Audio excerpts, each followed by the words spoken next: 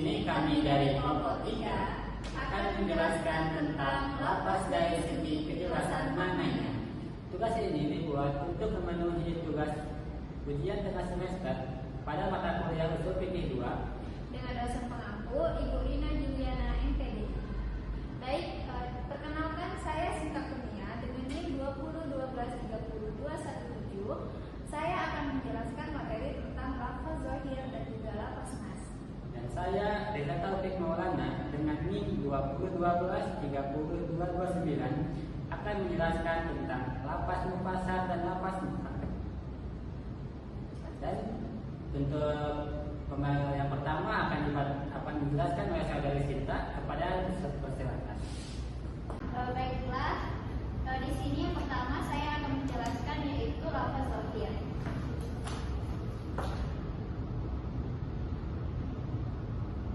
Yang pertama yaitu lafaz zahir. Nah, jadi adapun pengertian lafaz zahir ini ialah pengertian secara bahasa yaitu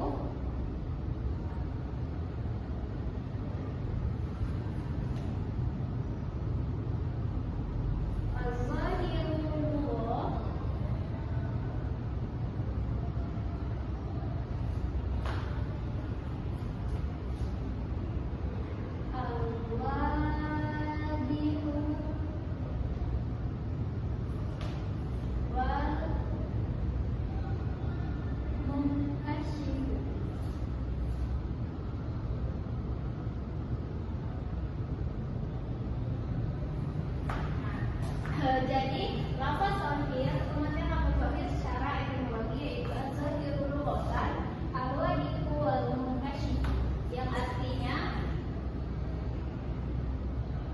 jelas dan tampak. Jadi dapat dipahami bahwa lafaz zahir ini adalah lafaz yang jelas, yang bisa langsung kita pahami makna dari lafaz tersebut tanpa memerlukan penjelasan dari luar lagi. Nah, jadi lafaz zahir ini adalah lafaz yang jelas dan tampak, yang mana kalimatnya itu atau lafaznya itu kita bisa langsung memahami apa maksud dari lafaz tersebut. Nah, ada pun contohnya. Contoh lafaz zahir ini terdapat dalam Quran surah Al-Baqarah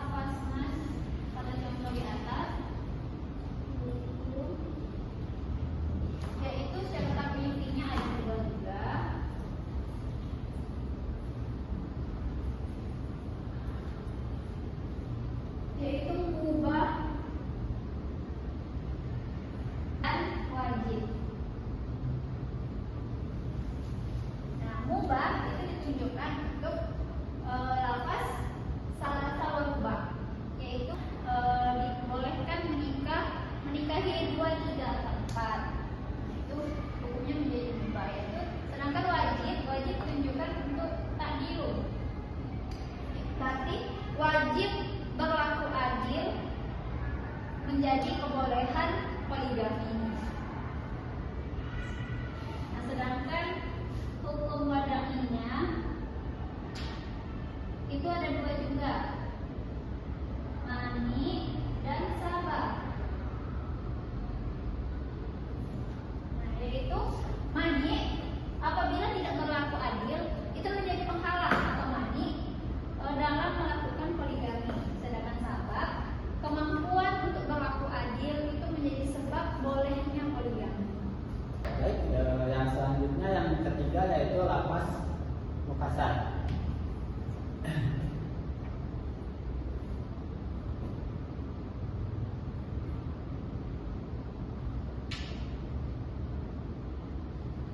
Lafaz mukasar secara bahasa yaitu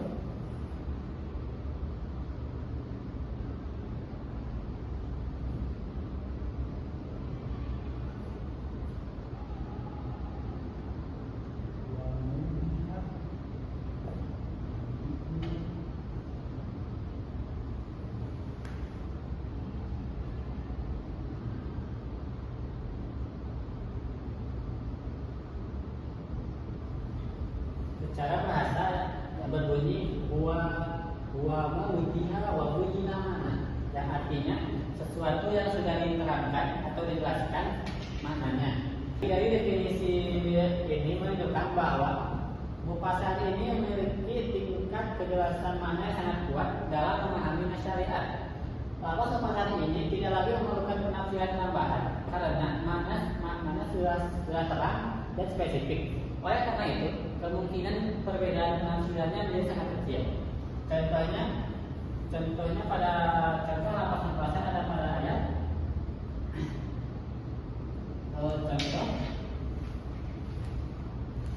Contohnya ada pada Quran surah An-Nur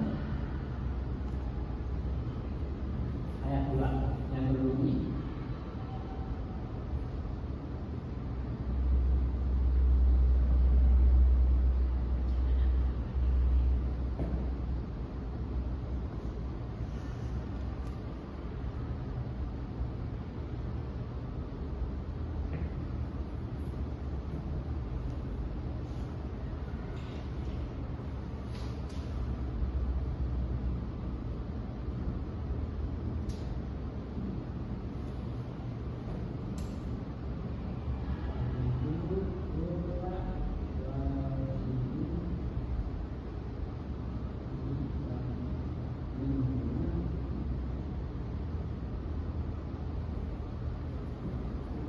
Contohnya ada pada Quran surah An-Nur ayat 2 yang berbunyi fadil itu kulla wahidin minhuma mi'ata jaldah, yang artinya maka derajat dari tiap satu dari keduanya 100 kali derajat.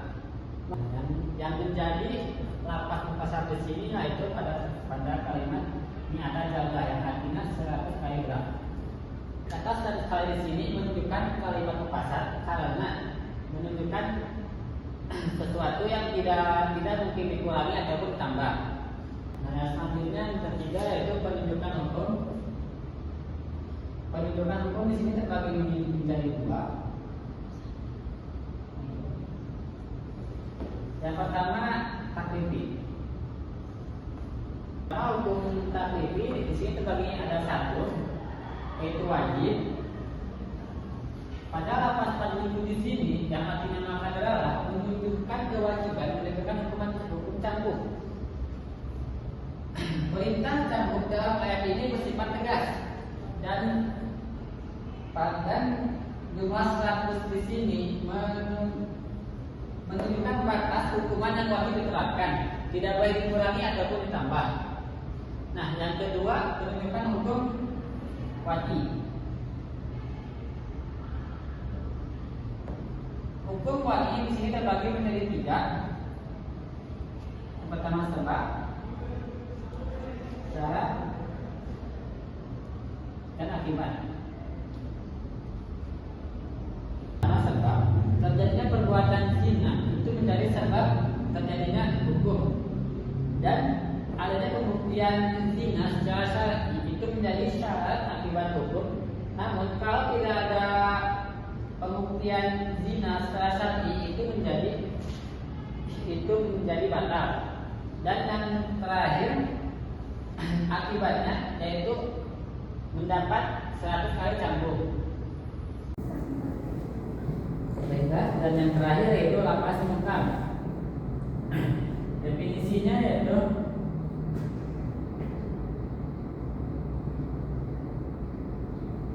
definisi lapas mukam yaitu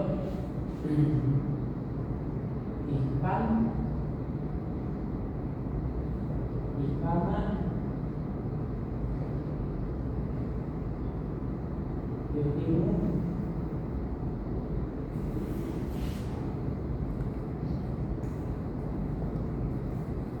dan iqamah.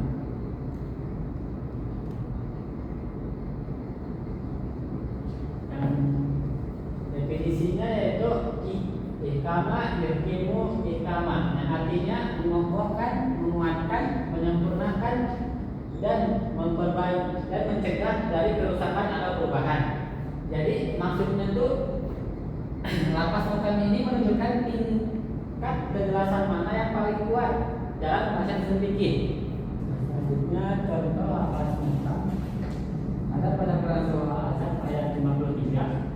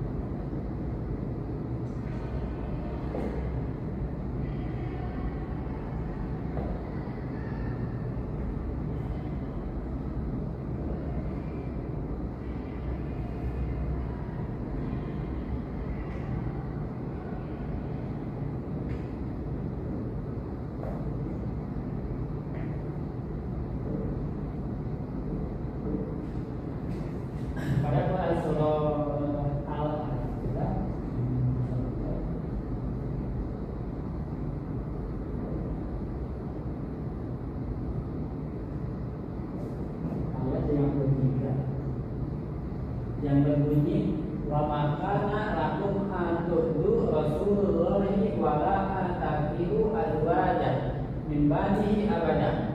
Yang artinya janganlah kalian menyakiti Rasulullah dan juga janganlah kalian menikahi istri Rasulullah setelah Rasulullah wafat. Jadi ayat ini termasuk lafaz lengkap dalam kajian usul fikih. Ayat ini memiliki makna yang sangat jelas, tegas dan tidak membuka peluang penafsiran lain. Larangan menikahi istri Rasul sini setelah Rasul wafat bersifat permanen dan tidak dapat diubah.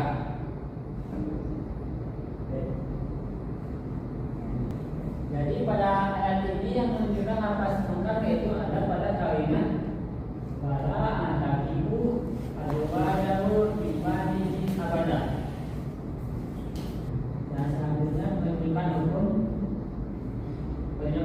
dan bagi menjadi dua, takrifi dan wajib. Yang pertama takrifi. Di sini hukum takrifinya ada satu, yaitu haram. Pada lafaz wala takibu di sini yang artinya dan janganlah kalian menikahi. Di sini menunjukkan lafaz larangan. Larangan di sini bersifat tegas dan permanen. Hal ini diperkuat dengan adanya lafaz abada yang artinya selama-lamanya.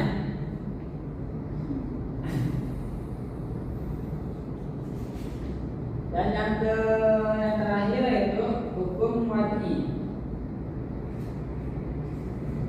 Wajib di sini terbagi menjadi dua, yaitu sebab